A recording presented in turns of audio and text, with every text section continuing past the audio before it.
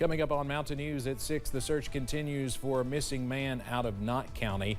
And Pike County officials discuss the best way to invest the county's share of the national opioid settlement. And a first alert for rain and wind by tomorrow. Those details on the way as Mountain News at 6 starts now. Dedicated to Eastern and Southern Kentucky, this is WYMT Mountain News at 6.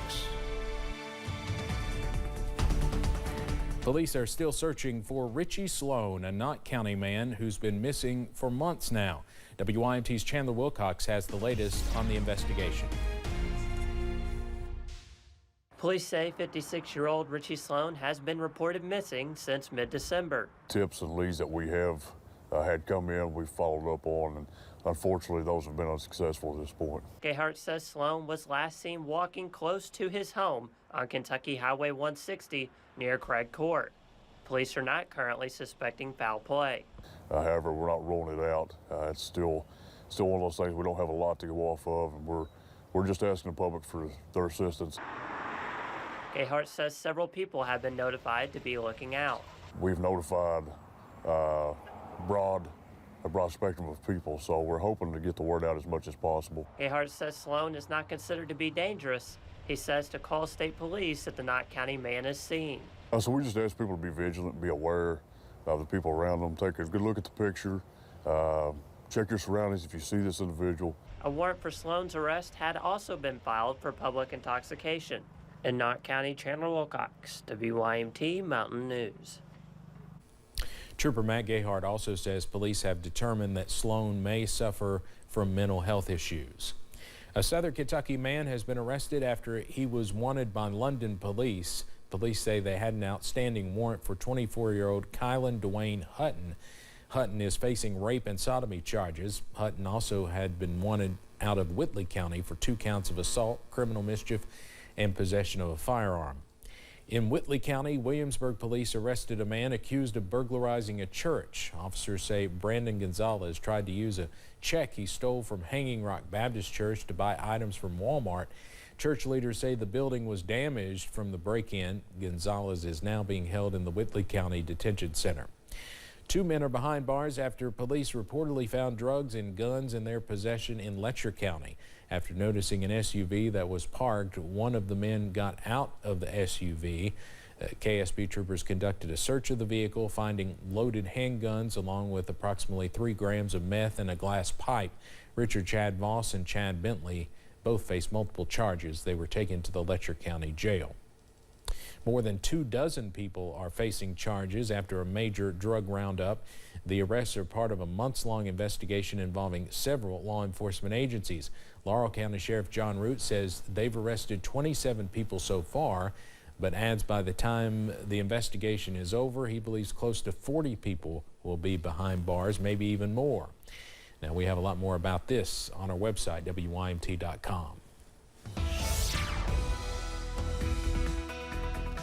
High pressure is the name of the game on this Wednesday, so as a result, more dry, sunny, and warm weather continues. Those temperatures at this hour in the upper 50s and lower 60s, up to 59 for Pikeville, 57 for Clintwood, 61 for London and Harlan, and up to 62 over in Breathitt County for Jackson at this hour. So we are mild, and we stay mild as we go into this evening. Up on the radar, we are dry, but notice clouds continue to increase as that next weather system is knocking on the door as we go into your Thursday. This evening, though, most of us are dry. A small chance of a passing shower by late Wednesday, early Thursday, especially along and north of the Mountain Parkway over those far northern counties. And check out those lows. Not as cold as recent nights because of an increase in those clouds, and most of us wake up in the middle to upper 40s. But again, some changes are on the way as we go into your Thursday, especially for the second half of the day. We are watching out for some more widespread showers, some gusty winds, and some more mild weather as well. More details on that next rain chance coming up in just a few minutes. Steve? Cameron, thank you. The president of Southeast Kentucky Community and Technical College is retiring. In a news release from the college this afternoon, Dr. Vic Adams, who served SKCTC for nearly 30 years, is stepping down from his post. A couple of months ago, we reported Adams was on administrative leave. Hazard Community and Technical College President Dr. Jennifer Linden has been acting president since then. 6,700 new voters registered in January in the Commonwealth. That number from Secretary of State Michael Adams. WYMT's Olivia Calfee has more on what you need to know as the primary election inches closer. There are multiple things to know ahead of the May 21st primary election, whether you have voted your entire life or just registered this year. Perry County Clerk Wayne Napier says there are several dates to remember, starting with the mail-in absentee ballot.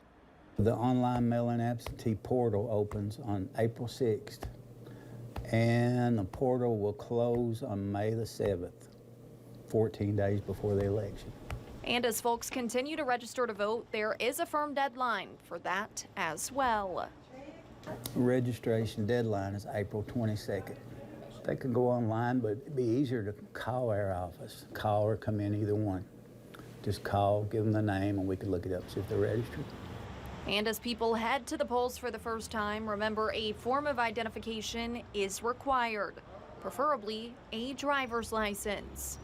Napier encourages everyone to get out and cast their vote.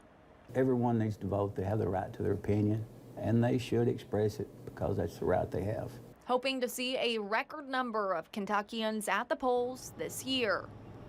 In Perry County, Olivia Calfee, WYMT Mountain News. Now, in-person excuse absentee voting is May 8th through the 10th and the 13th through the 15th, with no excuse early voting on May 16th, 17th, and 18th. We have all of these dates and other information listed on our website, WYMT.com. Kentucky lawmakers advanced a bill today that would strengthen an animal torture bill that was passed 16 years ago. House Bill 258 would add to the bill known as Romeo's Law that deals with tougher penalties for the torture of a dog or cat. Ethan the dog came to the House Judiciary Committee today as his owner pushed for passage of the bill named for him. Ethan's owner, Jeff Calloway, wants Ethan's Act passed to toughen animal torture laws to prevent the neglect and abuse leveled on him. Ethan was intentionally restrained in a kennel that was way too small for him. Too small for him to stand or even move around. Because of not being able to move, Ethan developed pressure sores on his legs. The bill passed with 16 yes votes, 1 no vote, and 1 passing.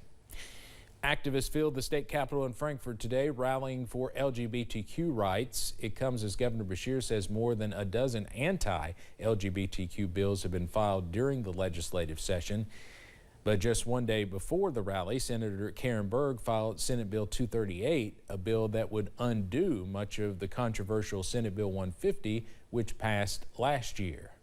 There was one part in here that for me was honestly the single most hurtful part of SB 150. All I said was that if that child's guardian with a note from a medical provider asks that that child's pronouns be respected, the school will do their best to accommodate.